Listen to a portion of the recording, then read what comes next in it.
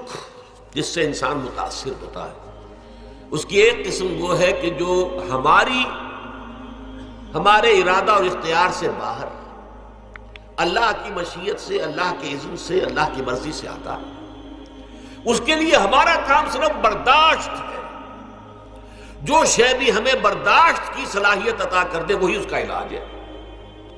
جیسے آپ کو معلوم ہے کہ بخار بہت تیز چڑھا ہوا ہے،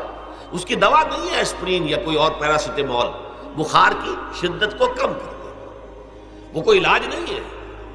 علاج تو ہوگا اگر معلوم ہو کہ کون سے جراثیم ہے، کس کی وجہ سے ہے، اس کا صحیح اینٹی بایوٹک کون سا ہے، وہ علاج ہوگا۔ یہ علاج نہیں ہے، لیکن اس کی شدت کی کمی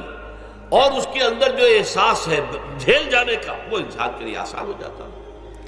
یہی مضمون آیا ہے سورہ حدید میں بھی، ما اصاب من مصیبت فی الارض ولا فی انفسکم، یہاں کھول دیا اس مضمون کو۔ میں نے عرض کیا تھا نا کہ یہ آفت سماوی بڑے پیمانے پر بھی ہو سکتی ہے، زمین میں یعنی زلزلہ آ گیا، فلڈ آ گیا، طوفان آ گیا، ولا فی انفسکم، خاص تمہاری جان میں، تمہیں بخار ہو گیا، تمہیں ٹی وی لگ گئی، تمہیں کوئی اور بیماری آ گئی، تمہیں کینسر ہو گیا، معاذ اللہ ہوتا ہے، آخر ہوتا ہے، دنیا میں انسانی زندگی کے ساتھ یہ ساری چیزیں لگی ہوئی ہیں۔ لیکن یہ چیزیں ما اصاب من مصیبت فی الارض ولا فی انفسکم، نہیں پڑتی تم پر کوئی پڑنے والی کوئی مصیبت، کوئی تکلیف، نہ پوری زمین میں بڑے پیمانے پر، نہ تمہاری جانوں میں انفرادی سطح پر، الا فی کتاب من قبل ان نبرأھا، مگر یہ کہ وہ تو ایک کتاب میں، کتاب اللہ کے علم کی کتاب، الکتاب، اس میں پہلے سے درج موجود ہے۔ یہ الٹ اپ نہیں ہو گیا، یہ اچانک نہیں ہو گیا۔ آپ اچانک سمجھتے ہیں کہ صاحب میں تو جا رہا تھا، اچانک ٹرک نے آ کے مجھے دھکا مار دیا۔ اچانک کوئی شے یہاں نہیں ہوتی، اس کائنات میں پتہ تک نہیں ہلتا جب تک کہ اذن رب نہ ہو۔ اچانک کا کیا سوال ہے؟ تو در حقیقت جو ہوتا ہے وہ اللہ تعالیٰ کے علم میں پہلے سے ہے، علم میں کامل، ما کان وما یکون، جو کچھ ہوا ہے، جو کچھ ہوگا، مستقبل، ماضی، کل کا کل، آنے واحد میں اللہ کے علم میں موجود ہے۔ لہذا یہاں اچانک کچھ نہیں ہوتا، جو بھی آیا ہے اللہ کے علم سے آیا، اور یہ پہلے سے اللہ کے علم کے اندر موجود تھا، لکھا ہوا تھا، الا فی کتاب من قبل ان نبرأھا ان ذلک علی اللہ یسیر۔ یہ تمہیں تو مشکل نظر آئے گا لیکن اللہ پر بڑا آسان ہے، اللہ کا علم کامل، ما کانا ما یکون کو حاوی ہے، لکہ لا تاسوا علی ما فاتکم، تاکہ تم افسوس نہ کیا کرو ان چیزوں پر جو تم سے چھوٹ جائیں، جاتی رہیں، چھن جائیں۔ کوئی موقع تھا ہاتھ سے نکل گیا، کوئی دولت تھی اس پر ڈاکہ پڑ گیا، کوئی اور مصیبت ہے وہ آ گئی، کوئی عزیز فوت ہو گیا، اکلوتا بیٹا تھا فوت ہو گیا، وغیرہ وغیرہ۔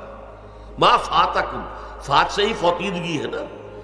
جو شے بھی نکل جائے، چلی جائے، ہاتھ سے جاتی رہے، چاہے وہ کوئی آپ کا عزیز تھا جو فوت ہو گیا تو آپ کے ہاتھ سے نکل گیا، یا کوئی مال تھا جو آپ کے قبضے سے نکل گیا، ڈاکہ پڑ گیا، چوری ہو گئی، نقصان ہو گیا کاروبار میں بہت بڑا،